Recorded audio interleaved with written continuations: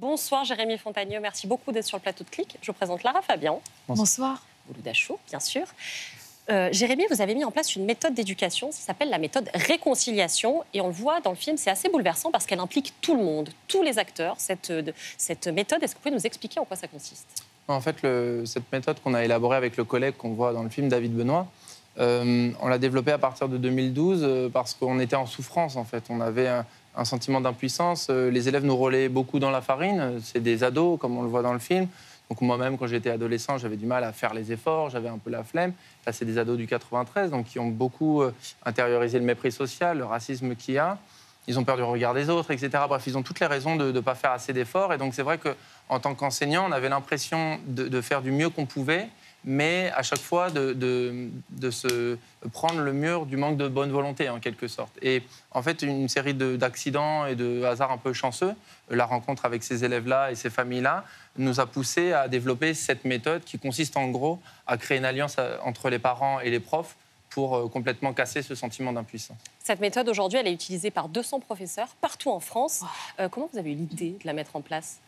C'est un peu, comme je disais, de la chance ou du hasard. En fait, il y a 10 ans, une classe qui faisait un petit peu d'efforts et qui progressait en début de carrière, mais dont je sentais qu'elle pouvait faire mieux. Et tous les professeurs ont ce sentiment-là que parfois, même quand ça se passe bien en classe, les élèves ne révisent pas à la maison. Et donc, ça pourrait être beaucoup mieux. Donc, il y a cette frustration de potentiel gâché. Et en fait, comme j'étais un peu à court d'idées, il y a eu un coup de bluff. J'ai dit aux élèves, prochaine évaluation, si vous êtes en dessous d'une certaine note, je vais appeler les parents. Et en fait, c'était une menace que je ne devais pas du tout mettre à exécution parce que j'ai déjà suffisamment de choses à faire. Sauf que si. Et en fait, comme un tiers de la classe était sous la note et que l'un des principes de base quand on est prof, c'est que quand on dit quelque chose, il faut le faire, sinon on n'a plus d'autorité, du coup, j'ai été obligé de le faire et j'ai eu peur parce qu'en tant que prof, dans notre formation et dans notre culture de profession, on ne nous dit jamais que les parents... inclure les parents. C'est ça. Il y a toujours ce mythe de prof héros, seul face à la classe, qui va, un peu par son charisme, un peu comme le cercle des poètes disparus, mettre les élèves au travail. Et moi-même, j'étais un peu prisonnier de ce mythe-là. Et du coup, j'appelle les parents un peu la voix tremblante, parce que j'avais 25 ans en début de carrière, donc j'étais beaucoup plus proche de mes élèves que des parents. Et en fait, l'accueil extraordinaire que les parents m'ont fait... Et on voit beaucoup dans le doc, c'est très émouvant d'ailleurs, comme ils s'impliquent aussi beaucoup. Il y a une question qu'on voulait vous soumettre, c'est qu'à la rentrée prochaine, des groupes seront instaurés en 6e et en 5e, dans les cours de français et de mathématiques notamment. Dans le texte, il est dit des groupes constitués en fonction des besoins des élèves, mais pour certains, ça équivaut à des groupes de niveau. Qu'est-ce que vous en pensez de ça?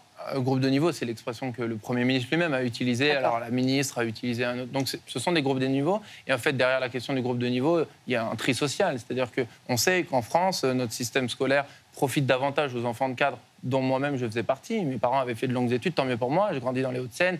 Voilà, c'est facile pour des enfants de bourgeois de réussir à l'école, tant mieux pour eux. Mais les catégories populaires sont défavorisées, elles sont traitées de manière injuste par le système scolaire qui parle d'égalité des chances, mais qui traite moins bien les enfants de ces milieux sociaux-là et de ces quartiers-là.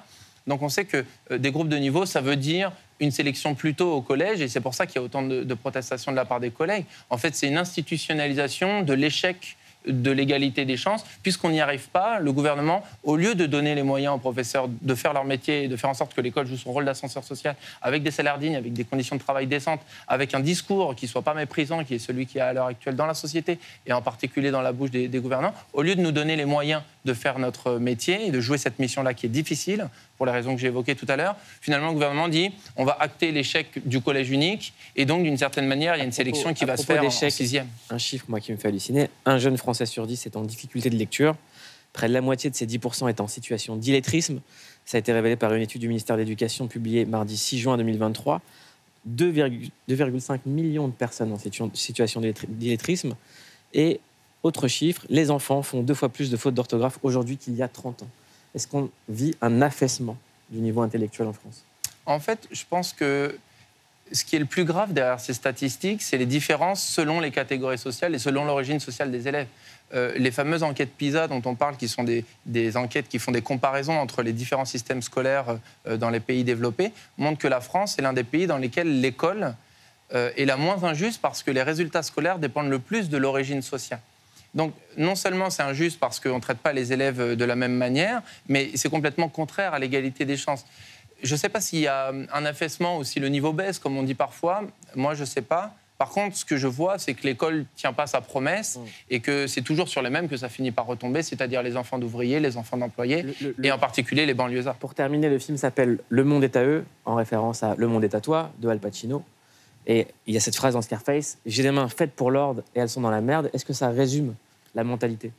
En fait, je pense en effet que le potentiel scolaire et humain de ces élèves-là, comme on le voit dans le film, est extraordinaire, dépasse l'entendement, parce qu'ils ont un courage, une capacité d'adaptation, une abnégation qui, pour moi, est une source d'inspiration.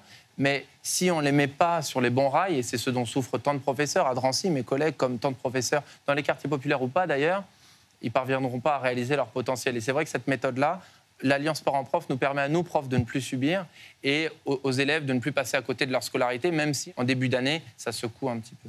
Alors en tout cas, si des professeurs ou des professionnels sont intéressés par votre méthode, ça s'appelle la méthode réconciliation, l'adresse email, elle s'affiche ici, c'est projet.réconciliation@gmail.com. Il faut voir ce doc, Le monde est à eux, qui est au cinéma. Merci beaucoup.